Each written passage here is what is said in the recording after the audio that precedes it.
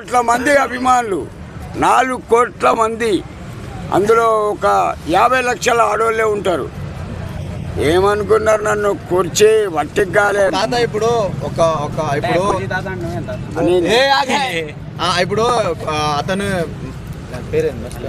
ప్రసాద్ అనే వ్యక్తిని యూట్యూబర్ అంటే ప్రతిసారి యూట్యూబర్లను ఇండస్ట్రీ వాళ్ళని టార్గెట్ చేయడం, అమ్మాయిలు ప్రైవేట్ పార్ట్లో టచ్ చేశారని చెప్పేసి కేసు ఫైల్ చేసి 14 రోజులు రిమాండ్ పంపించారు కదా.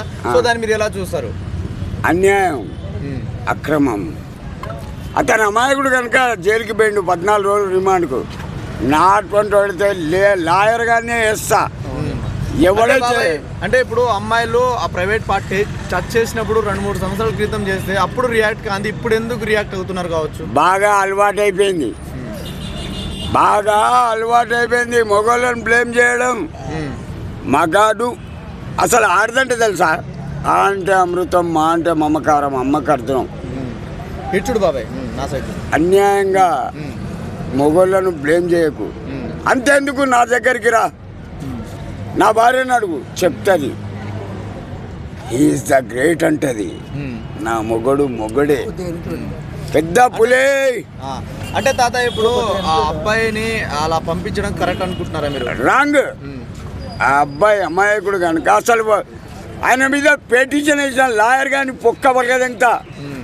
లాయర్ గాని తిట్టావు కానీ ఒకటి బాగిను. ఇప్పుడు జరిగినప్పుడు ఎందుకు రియాక్ట్ అవ్వట్లేరు? జరిగిన తర్వాత 2-3 సంవత్సరాల తర్వాత ఎందుకు రియాక్ట్ అవుతున్నారు కావచ్చు? డబ్బు బ్లాక్ మెయిలింగ్, ఇస్తావా చస్తావా, ఇది వాళ్ళ క్యారెక్టర్.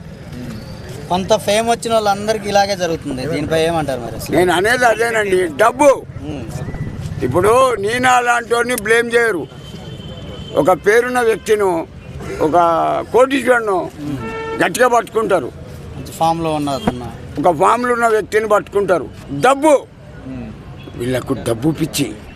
అంతేందుకు? బర్రెలక్కుందా, నామినేషన్ వేసిందా, ఎమ్మెల్యేగా కొన్ని కోట్ల రూపాయలు సంపాదించింది. దానికి పెళ్ళైంది, మొగడు ఉన్నాడు. మొగని పిచ్చల మీకెళ్ళి దండియలు తెంగింది. 2వ పెళ్లి చేసుకున్నది. దాని తమ్ముడు ఎక్కడంటాడు ఎరికైనా? ఎస్ఆర్ నగర్లో బట్టల దుకాణంలో. దాని అయ్యా ఒక కాంప్లెక్స్కు వాచ్మెన్. నీ బతుకుల మొడ కోస్తా. అంటే ఇప్పుడు అబ్బాయిలకు ఇలా జరిగితే సాటి ఇండస్ట్రీలో పనిచేసే వ్యక్తిగా, ఒక మగాడిగా మీరేం చెప్తారు? ఒకటే అంట, ఫేవర్ గా వెళ్ళిపోతున్నారు. ఒకటే అంట, భయపడద్దు బాబాయ్.